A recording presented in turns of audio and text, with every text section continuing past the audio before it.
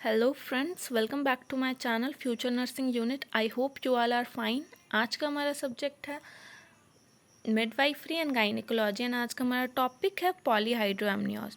आज के इस वीडियो में हम लोग देखेंगे definition, causes, risk factor, clinical manifestation and management of polyhydramnios. तो चलिए स्टार्ट करते हैं। Definition, polyhydramnios is defined as a state where amniotic fluid exceed 2000 ml। सबसे पहले तो पॉलीहाइड्रोएमनियोज का मतलब समझते हैं। पॉली का मतलब होता है एक्सेसिव एंड हाइड्रोएमनियोज का मतलब होता है एमनियोटिक फ्लूइड। तो अगर जब भी जो एमनियोटिक फ्लूइड है उसकी मात्रा 2000 ml से ज़्यादा हो जाएगी तो इसी को पॉलीहाइड्रोएमनियोज बोलेंगे। दूसरी डेफिनेशन है the excessive accumulation of liquor amnii in the amniotic cavity is called polyhydramnios. दूसरा डेफिनेशन भी सेम है। एक्सेसिव एक्यूमुलेशन का मतलब है बहुत ज़्यादा अगर जमा हो जा रहा है, क्या, लाइकर एमनी।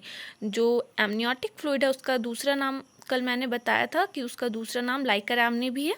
तो the excessive accumulation of liquor amnii in the amniotic cavity is called polyhydramnios. मतलब कि बहुत ज़्यादा एमनियोटिक फ्लूइड बढ़ जाएगा। कहाँ पे बढ़ जाएगा? एमनियोटिक कैविटी में बढ़ जाएगा, तो इसी को पॉलीहाइड्रोएमनियोज बोलते हैं। इसका मेन कारण अभी तक पता नहीं चला है, इसका मेन कॉज अननोन है। इसके कुछ रिस्क फैक्टर हैं। रिस्क फैक्टर में सबसे पहले फीटल कॉजेस। फीटल में ऐसे कौन कौन से रिस्क फैक्टर है जिसके वजह से जो जो पॉलीहाइड्रोएमनियोज है वो हो सकता है। तो सबसे पहला यहाँ पे कुछ डिजीज़ कंडीशन लिखे हुए हैं जो आप लोगों ने पीडियाट्रिक में पढ़ा होगा, जीएनएम सेकेंड ईयर में। तो अभी मैं इस डिटेल एक्सप्लेनेशन में नहीं जाती हूँ सारे डिजीज़ का। ये कुछ कारण है, बस आप लोग जान लीजिए।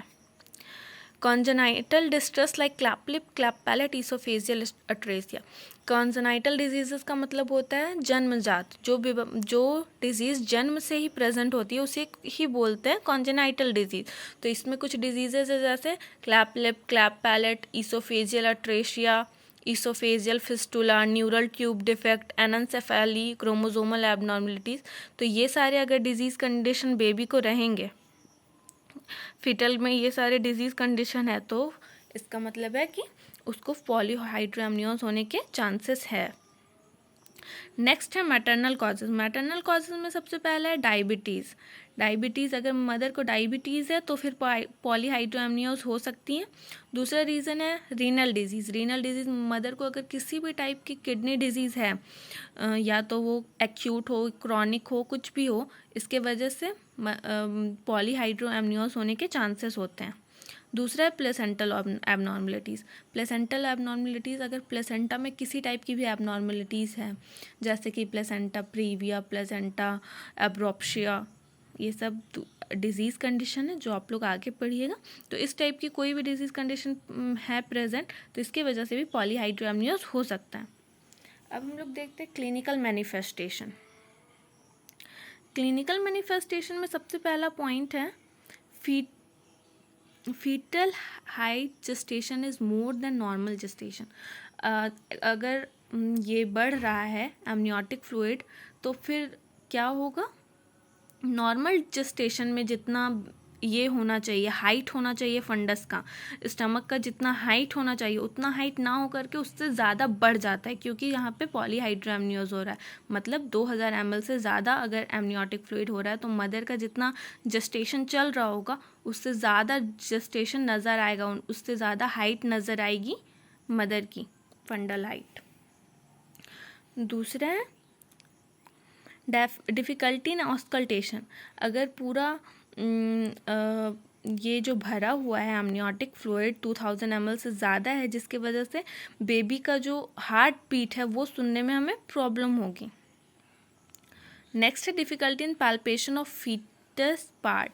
नॉर्मली हम लोग फीटस पार्ट को पाल्पेट करके पता कर सकते हैं कि कहाँ क्या है, कहाँ हेड है, कहाँ बेबी का स्टमक है, लेकिन जब पॉलीहाइड्रोएमनियोज होगा तो फिर डिफ़िकल्टी होगी पैल्पेशन में और फीटल के पार्ट्स को पता करने में प्रॉब्लम होगा। नेक्स्ट पॉइंट है एब्डोमिनल गट साइज इंक्रीजेस। एब्डोमिनल का जो गट साइज़ है, जो फर्स्ट पॉइंट में था वही सेम है। गट साइज़ जो है, जो एब्डोमेन का साइज़ है वो इंक्रीज़ हो जाएगा, क्योंकि मदर के यूट्रस में 2000 ml से भी ज़्यादा एमनियोटिक फ्लूइड भरा हुआ है। नेक्स्ट है डिफ़िकल्टी इन ब्रीदिंग, मदर को डिफ़िकल्टी होगी ब्रीदिंग में। नेक्स्ट है pain due to uterine over distension, pain होगा, यूट्रस जो है वो ओवर डिस्टेंडेड हो जाएगा जिसकी वजह से पेन होगा। नेक्स्ट है प्री टर्म लेबर सिम्टम्स, अगर पॉलीहाइड्रोएमनियोज है तो फिर प्री टर्म होने के चांसेस बहुत ज़्यादा है, बेबी प्री टर्म बर्थ ले सकता है। नेक्स्ट है डायग्नोस्टिक एवेल्युएशन, हम लोग क्या क्या जांच करेंगे, सबसे पहले तो हिस्ट्री कलेक्ट करेंगे, मदर से सारा हिस्ट्री लेंगे। दूसरा physical examination, head to examine करेंगे मदर का। नेक्स्ट क्या करेंगे, यूएसजी अल्ट्रासोनोग्राफी करेंगे, उसमें पता चलेगा कि कितना एमनियोटिक फ्लूइड है यूट्रस में। नेक्स्ट ब्लड टेस्ट करेंगे for RH grouping, blood test करेंगे RH ग्रुपिंग का। नेक्स्ट है alpha fetoprotein test, alpha fetoprotein test करेंगे बेबी को कोई न्यूरल ट्यूब डिफेक्ट तो नहीं, इसलिए। नेक्स्ट है मैनेजमेंट, मैनेजमेंट हम लोग इससे मैनेज कैसे करेंगे, तो इसमें मैनेजमेंट कर सकते हैं हम लोग एमनियोसिंथेसिस। एमनियोसिंथेसिस का मतलब होता है कि बहुत ज़्यादा एक्यूमुलेशन हो गया एमनियोटिक फ्लूइड का, तो उसको एस्पिरेट कर लेंगे, उसको निकाल लेंगे, एमनियोटिक फ्लूइड को एमनियोटिक कैविटी से हम लोग निकाल लेंगे। एमनियोसिंथेसिस का यही मतलब होता है कि aspiration of amniotic fluid from the amniotic cavity, amniotic cavity में जितना भी एक्सेस फ्लूइड भरा हुआ है उसको हम लोग एस्पिरेट कर लेंगे, सीरीज के थ्रू निकाल लेंगे। इसका रेट होगा 500 ml per hour, 500 ml per hour के रेट से हम लोग निकालेंगे। प्रोसीजर टाइम रहेगा 3 to 4 आवर, 3 से 4 घंटे लगेंगे निकालने में।